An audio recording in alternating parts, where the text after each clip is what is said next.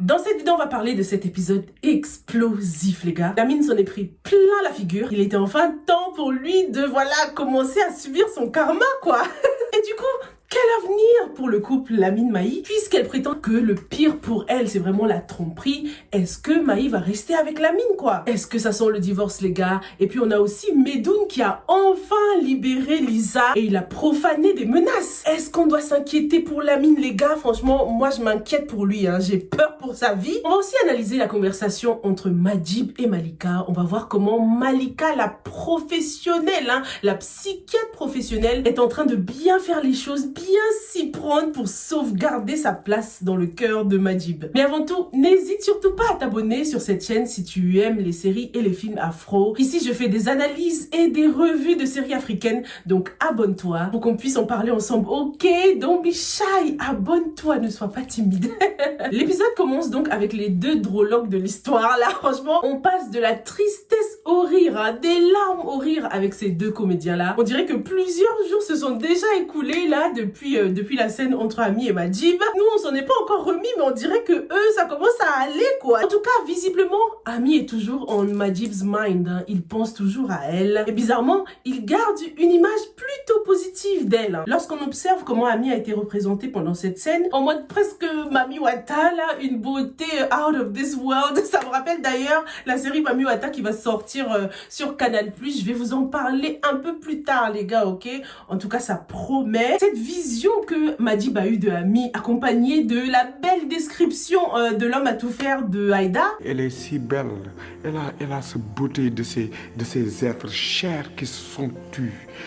Dafa mel ni comme si fleur bu doogay juddu ñu sot. Nous montrer en fait tout ce que Majib ressent pour Ami. Parfois on a du mal à décrire ses sentiments, on sait pas trop ce qu'on ressent, surtout en ce moment là avec Majib, il doit être triste, perdu le pauvre. Donc on va dire que voilà, l'homme à tout faire, c'était vraiment le mind de Majib, quoi. C'était vraiment sa conscience. Il a dit tout haut ce que Majib pense tout bas de Ami. Parlons un peu de cette scène de la cuisine avec Aïda qui débarque comme ça et qui dit des choses du genre Aïda,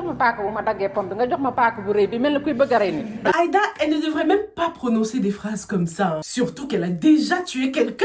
Franchement, aucun remords, aucune conscience, celle-là. Aïda Kébé, c'est vraiment la analyse kitting sénégalaise, hein. How to get away with murder, c'est elle. En plus, j'ai bien aimé son maquillage qui était un peu plus dramatique, surtout les yeux, ils étaient un peu plus noirs que d'habitude. Ça allait bien avec le discours de genre meurtrière et tout ça, tu vois. Donc, bien joué au niveau du maquillage, hein, pour cette scène. D'ailleurs, cette scène, on dirait, je sais pas si c'est moi, mais on dirait qu'il faisait nuit à ce moment-là, tu vois. On dirait qu'elle a été tournée dans la nuit et que pendant le montage, ils l'ont ensuite mis à côté avec la scène de la piscine qui se passait en journée, quoi, tu vois. Parce que si t'écoutes bien, on entend les sons des criquets et tout ça. Tu sais, les criquets tiki-tiki qui font du bruit la nuit, là. J'ai l'impression d'en avoir entendu dans cette scène. Et c'est surtout la luminosité qui donne l'impression qu'il fait nuit parce qu'il y a beaucoup d'ombre, en fait, tu vois. Donc voilà, la magie du montage a sûrement opéré, hein. Mais on dirait vachement que la scène a été filmée le soir par rapport à la scène de Majib. D'ailleurs, ces deux personnages-là, je les adore. Ces personnages sont vraiment à l'image de l'audience, en fait. Ils disent souvent ce qu'on pense et ils sont aussi partagés que nous, quoi. Ils ont toujours deux points de vue, mais complètement différents.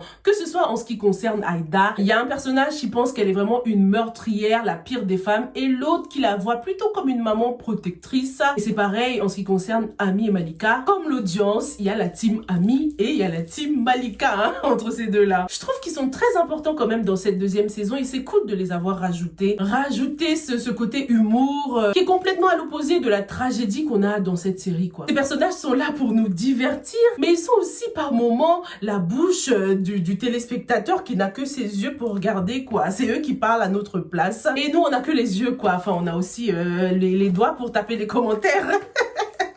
Mais je les kiffe. Dis-moi ce que tu penses de ces deux personnages-là. Est-ce qu'ils te font rire ou est-ce que tu trouves que c'était pas du tout nécessaire? Parlons un peu de notre lover boy Majib. Et d'ailleurs, en fait, pour ceux qui sont contre le couple Ami-Majib, il n'y a pas de souci, hein, franchement, je vous comprends. Je comprends la gêne que certaines personnes ont avec ce couple. Ami a kiffé sur l'ex de sa meilleure amie, l'ex de sa cousine qu'elle considérait même comme sa sœur.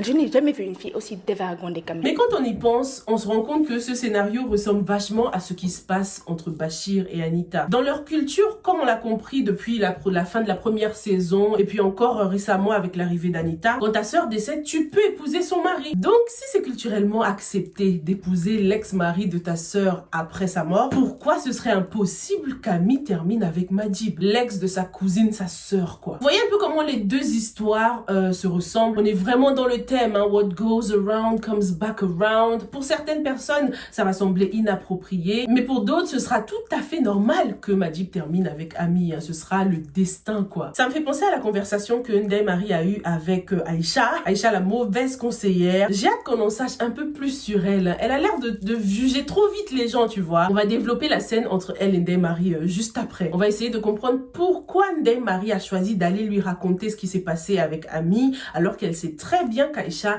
déteste Ami, quoi. Donc, Madjib et Malika. Ami n'a fait que m'utiliser, en fait. Elle m'a utilisé pour attendre ma mère. Elle m'a utilisé pour Jotia. Pendant cette scène, mais j'avais envie de dire à Madjib, mais pourquoi tu lui racontes notre vie à celle-là, en fait, notre histoire? Ouais, parce que Ami et Madjib, ils ne vivent pas leur relation tout seuls, en fait. On la vit ensemble. Pendant cette scène, Madjib s'est ouvert à Malika parce qu'elle l'avait déjà bien mis en condition, en fait. Déjà, on remarque tout de suite la prédominance du bleu qui apaise, hein, dans le décor avec la piscine, mais aussi dans le costume de Malika qui était en total look bleu. Donc franchement les gars, on savait déjà, même avant le dialogue, que Malika allait jouer un rôle rassurant pendant cette scène. Et d'ailleurs, est-ce que vous avez remarqué le bon taf au niveau du montage? Un début apaisant comme ça et une fin explosive, quoi. Non mais cette fin, c'était un champ de bataille avec des projectiles qui volaient dans tous les sens. Malika, elle a fait ça bien les gars. Dès qu'elle s'est assise, elle a tout de suite focalisé l'attention sur Madjib, hein. Si on analyse bien ce qu'elle dit, elle lui dit tout de suite: comment tu vas? Tu n'étais pas là, t'avais voyagé. Alors, comment tu vas? Et toi, apparemment, tu n'étais pas là. Tu avais complètement voyagé. Elle dit un truc du genre, je vais reformuler, un truc du genre, tu sais bien que tu peux tout me dire sans être jugé. Une fois que Madjib s'est senti un peu en confiance, là, apaisé, bam, il a commencé à trop parler, là, à se lâcher. Ouais, Malika, tu peux pas comprendre, Ami, gaga, gaga, gaga. Madjib lui a quand même dit très clairement qu'il ne pourra jamais aimer une autre femme autant qu'il a aimé Ami, hein. Moi, on me dit ça, j'ai peur. Ça m'a fait penser au petit, c'était quoi, un sondage ou juste une photo, je sais même plus. Mais je vous avais demandé ce qui était mieux, se marier avec quelqu'un que tu aimes à la folie ou quelqu'un qui t'aime, quoi. Apparemment, Malika, elle a de l'amour pour deux. Elle préfère épouser quelqu'un qu'elle aime. Tu verras qu'avec le temps, tout le reste viendra tout seul. Mais qu'est-ce qui te garantit que le mec va finir par t'aimer? Il y en a plein aussi dans les commentaires qui m'avaient dévoilé leurs petits secrets de grand-mère, que leurs grands-parents leur ont toujours dit d'épouser un homme qui les aime. C'est vraiment chacun ses choix, hein. Mais c'est tellement difficile, hein, de vouloir forcer l'amour de quelqu'un qui ne t'aime pas. C'est pas sain du tout. Et t'as vu comment elle s'est accrochée à lui? Madjib, il était assis en mode, ouais, qu'est-ce qui se passe là? Est-ce que je veux vraiment ça? Is this really what I want? Du coup, une fois que Madjib avait bien parlé, là, qui s'était senti en confiance, bam! Malika a bouclé la boucle. Là, elle a commencé à parler d'elle. Je suis là pour toi. Je suis chanceuse de t'avoir dans ma vie. Non, elle est très maligne et sait très très bien s'y prendre, hein. Parlons aussi de Alioune. Monsieur Seck, il faut que tu arrêtes de voir Ami. Pardon? Depuis la dernière scène là entre Madjib et Ami, Alioune a capté qu'il risquait de perdre Ami s'il ne faisait pas quelque chose. Du coup, il a décidé d'en parler au papa. Pourquoi est-ce qu'il parle de ça sans Ami, quoi? En l'absence d'Ami, il l'a même pas consulté. Donc, de quel droit il ose venir en parler à son père comme ça sans lui tenir au courant? Je sais pas si ça vous a gêné, hein, mais j'ai trouvé qu'il était vraiment un forceur là, Alioune. En plus, parler de sentiments au travail, c'était vraiment pas le bon moment, hein. Wrong place, wrong time, wrong person, Alioune. Bachir, notre gars sûr, il lui a dit: reste à ta place, cousin.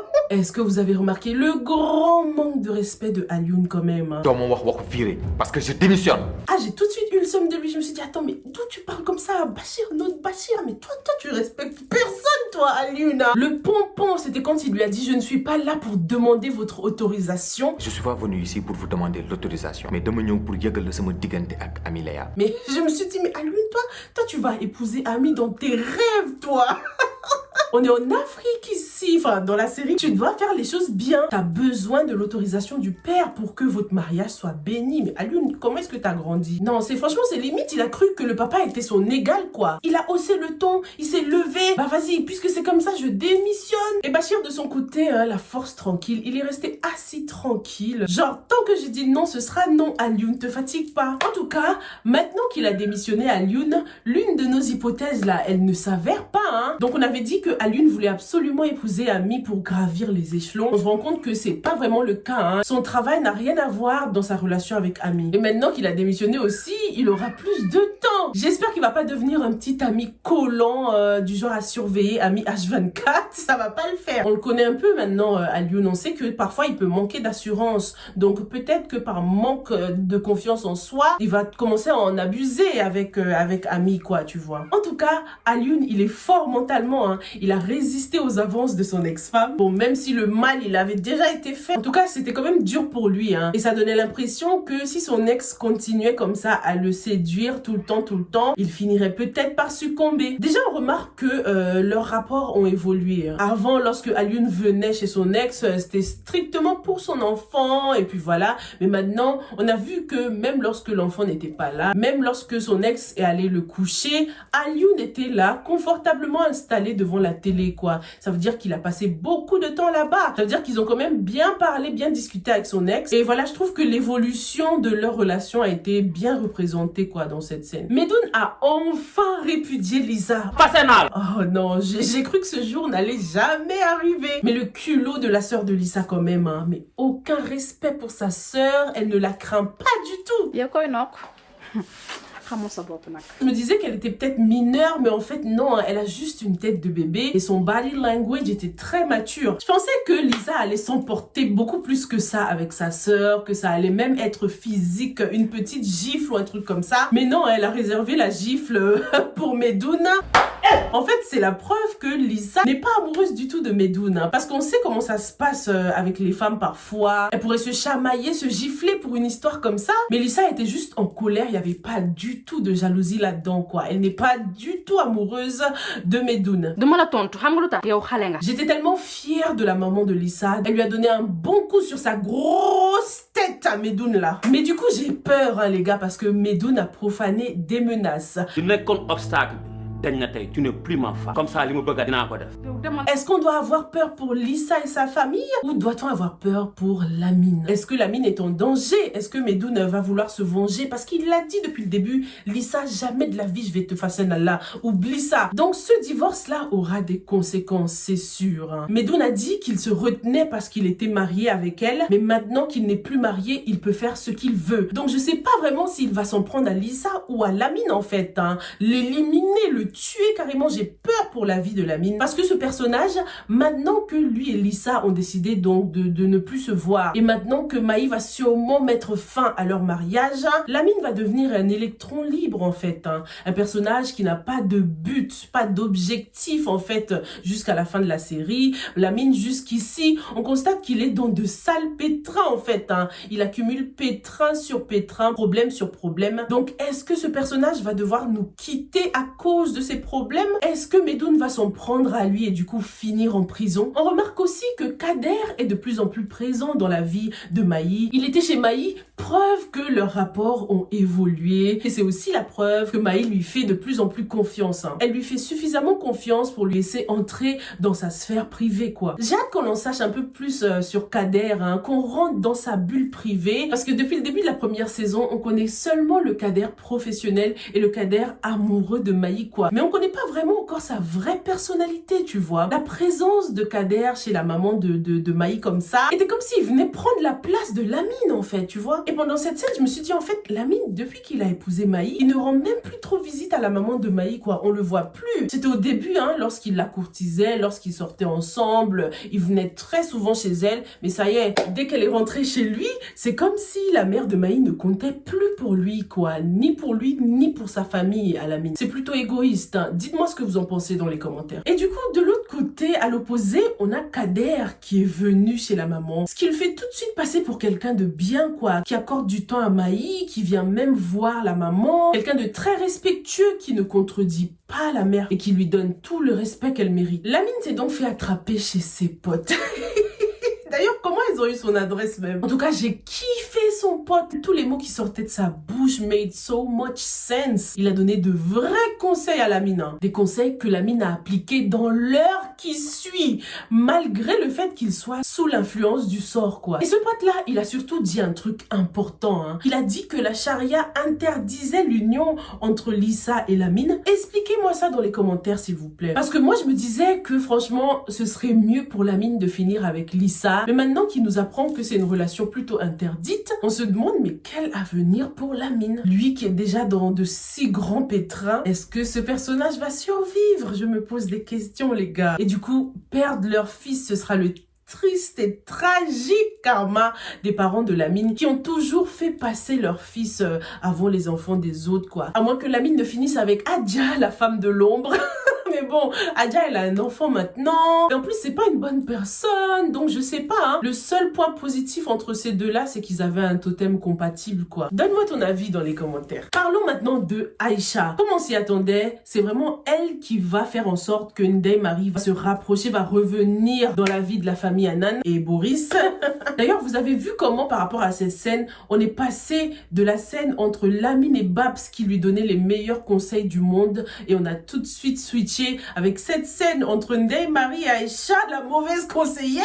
Ndeye Marie lui a donc parlé de ses problèmes avec Ami, mais est-ce que Aïcha était vraiment la bonne personne quoi? Et c'est très bien que Aïcha déteste Ami. Elle n'aurait pas dû lui parler de Ami, hein, parce que Aïcha ne peut pas comprendre. C'est comme on dit souvent, là, faut pas raconter tes problèmes de mariage à quelqu'un qui a divorcé parce qu'il n'aura pas forcément un point de vue objectif, tu vois. À moins que Ndeye Marie l'ait fait exprès en fait. Parce que faut pas se mentir, elle n'est pas très honnête avec elle-même, hein, Ndeye Marie en ce moment. Peut-être qu'elle savait très bien ce qu'elle faisait. Elle avait envie de parler avec quelqu'un qui déteste Ami pour que la personne clash Ami un petit peu.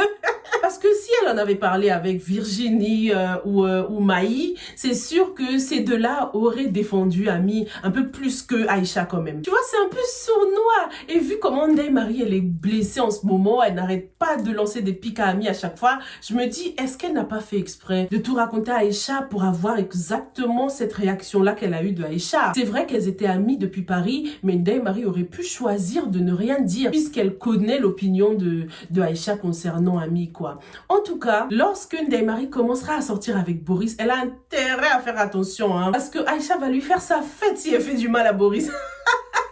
Entre Ndeye Marie et Ami, c'est compliqué, les gars. Dans la revue précédente, je disais que Ndeye Marie aurait pu se mettre à la place d'Ami un petit peu. Et certains ont dit que non, que Ndeye Marie a besoin de temps et tout ça pour heal, quoi. C'est vrai, hein, chacun il va à son rythme. On peut pas demander à Ndeye Marie de se dépêcher pour get over it comme ça. Elle y va à son rythme, il n'y a pas de souci. Mais la première erreur que Ndeye Marie a faite concernant son amitié avec Ami, c'est de pardonner Ami, en fait, et d'être redevenue pote avec elle. C'était vraiment sa première erreur selon moi, parce que si je me mets à la place de Ndeye Marie là, dans la vraie vie, à aucun moment je pardonne ou je redeviens amie avec une pote qui m'a fait ça, hein, and that's on period. Ce sera fini pour de bon. La confiance, elle sera brisée à jamais, surtout que c'est une amie d'enfance, quelqu'un que tu n'imaginais même pas te faire une chose pareille. C'est dur de refaire confiance à une personne comme ça. J'aurais préféré mais garder mes distances, quoi, tu vois. Mais Ndeye Marie a choisi de redevenir copine avec Ami et de seulement nexter Madjib de sa vie, pas Ami. Du coup, comme on est tous humains, ce choix a forcément des conséquences, quoi. Il y a des conditions à respecter. Soit tu m'as réellement pardonné et on redevient amis comme avant, soit on n'est plus amis du tout, quoi. Parce que quand tu décides de me pardonner, je t'interdis de me lancer des pics comme ça devant tout le monde en public.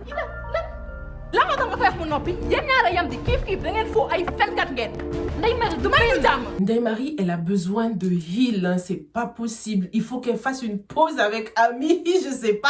Ça m'a choqué qu'elle ait accepté de la revoir juste après l'avoir balancé des choses horribles. C'est Ami qui demandait pardon, c'est Ami qui essayait de régler les choses, mais à aucun moment Ndeye Marie lui a dit « Ah, désolé de t'avoir parlé comme ça aussi ». Jamais, elle lui a pas dit. Et pourtant, ça se voit quand même qu'elle a peur de perdre Ami. Elle veut pas la lâcher, alors que Madjib, elle l'a lâché depuis.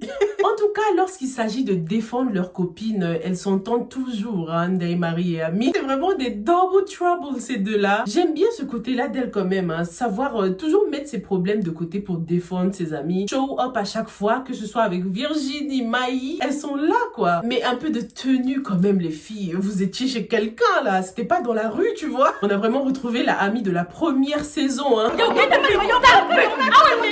Chasse le naturel, il revient au galop. Non mais Ami, elle m'a tué. Parlons maintenant de Abou. Non mais Abou, il peut avoir peur de la police comme ça?